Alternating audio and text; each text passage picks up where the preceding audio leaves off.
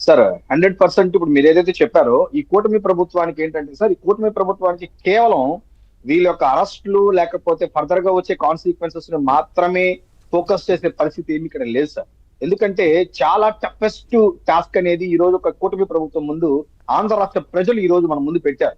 ఎందుకంటే ఏదైతే మ్యాండేట్ ఇచ్చారో 164, 94% మంది ఎవరైతే విన్ అయ్యారో ఇది కేవలము ప్రభుత్వ వ్యతిరేకత వల్ల మాత్రమే వచ్చిన సీట్లు కాదు.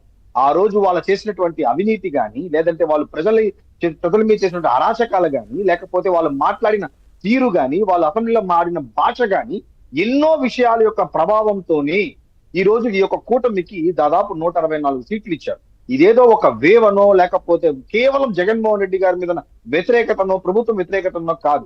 అంటే ప్రజలు కూడా దాదాపు వాళ్ళని ఎన్నుకున్న తర్వాత నుంచి 19 నుంచి వాళ్ళు వెయిట్ చేస్తా వచ్చారు. ఎప్పుడెప్పుడు వీళ్ళని దించదామా, ఎప్పుడెప్పుడు వీళ్ళని దించదామా అనే ప్రాసెస్ లో ఈ రోజు ప్రజలంతా వెయిట్ చేశారు కాబట్టి ఆ యొక్క రిజల్ట్ అనేది మనకు ఆ విధంగా ఉంది. మీరు చూసినట్టు ఈ రోజు ఈ యొక్క ప్రభుత్వానికి కూడా, కూటమి ప్రభుత్వానికి కూడా డే 1 నుంచి కూడా మాకు చాలా ప్రాబ్లమ్స్ ఉన్నాయి. ఎందుకంటే ఆల్మోస్ట్ ఆరోటాల నుంచి ఆంధ్ర రాష్ట్రంలో 365 రోజులు, దాదాపు సంవత్సరం కావస్తా అంటే 300 రోజులు, సుమారు 330 రోజులు పలు టీవీ ఛానల్లో డిబేట్స్ లో మా దౌర్భాగ్యం ఈ కూటమి ప్రభుత్వం ఏం చేస్తుందో అని చెప్పడానికంటే కూడా ఇలాంటి వాళ్ళ యొక్క అవినీతి, ఎవరైతే అరెస్ట్ అయ్యారు, తప్పు చేశారు, అరెస్ట్ అయ్యారు, లోపలికి వెళ్ళారు, ఫర్దర్ గా వాళ్ళు కాన్సిక్వెన్సెస్ ని ఫేస్ చేస్తారు. దానికి జ్యుడిషియల్ ఉంది, పోలీస్ సిస్టమ్ ఉంది. దీనికి జరిగే దానికి వదిలే ఇది జరుగుతున్న దాని మీద మేము దాదాపు 300 రోజులుగా మాట్లాడతాం. ఒక నందిగామ సురేష్ అనే అతను ఎలా మాట్లాడాడు, ఎట్లాంటి ఏదో పనులు చేశాడో తెలుసు. అతన్ని అరెస్ట్ చేస్తే ఒక 4 రోజులు మాట్లాడు, బోరగడ్డ అనిల్ మీద ఒక 2 నెలలు మాట్లాడాం, పోతాన కృష్ణమురళి వాడిన భాష మీద ఒక 2 నెలలు మాట్లాడాం.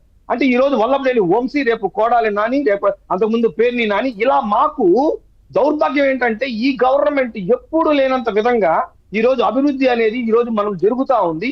విపరీతమైన ఆపర్చునిటీస్ కానీ, పెట్టుబడులు కానీ ఆంధ్ర రాష్ట్రంలోకి చాలా పెట్టుబడులు తీసుకొచ్చేసి సబ్జెక్ట్ పోతా ఉంది.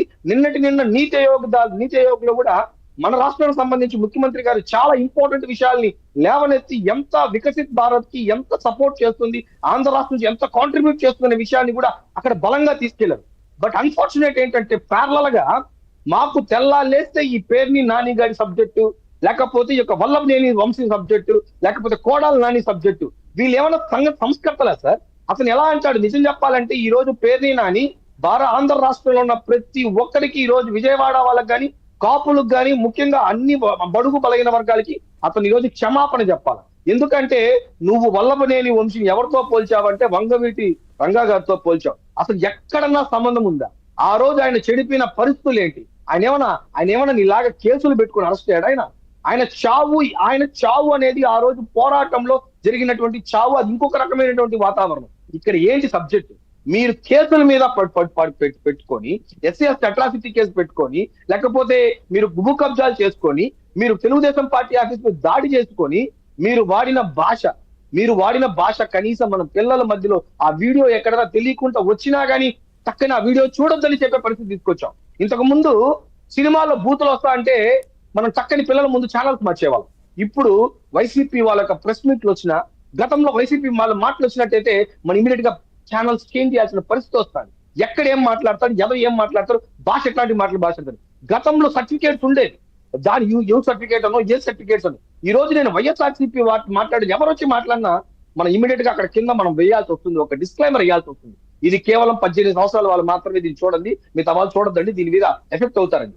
సో ఇట్లాంటి వాళ్ళ మీద చేసిన తప్పులకి ఈ రోజు ప్రభుత్వం ముందుకెళ్తా పరిస్థితిలో దీనికి రాజకీయ కోణం అంటగడుతూ కూటమి ప్రభుత్వం పడగొట్టేస్తా అంటే, ఈ కూటమి ప్రభుత్వం పడిపోవడానికి జనాలు ఏమన్నా ఎదవలు అనుకుంటున్నారా? జనాలు ఏమన్నా గొర్రెలు అనుకుంటున్నారా?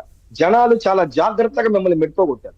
11 సీట్లు తీసుకొచ్చారంటే మీరు అనుకున్నట్టు పిచ్చి కాదు. ఇంతకుముందు మన కోటేశ్వర సార్ మాట్లాడుతున్నట్టు ఇది కేసు కానీ రేపు ఫైల్ అవ్వకపోతే, రేపు ఫర్దర్ గా ఇది కన్విన్సింగ్ కాకపోతే ఫర్దర్ గా ఇది ఈ ప్రభుత్వానికి ఇబ్బంది వస్తుంటారు. నేను అంటున్నాను సార్, అక్కడ పెట్టిన సెక్షన్స్ కానీ, వాళ్ళ మీద పడినటువంటి అభియోగాలు కానీ, లుక్అవుట్ నోటీస్ అంతా అంత ఈజీగా అనౌన్స్ చేయరు సార్.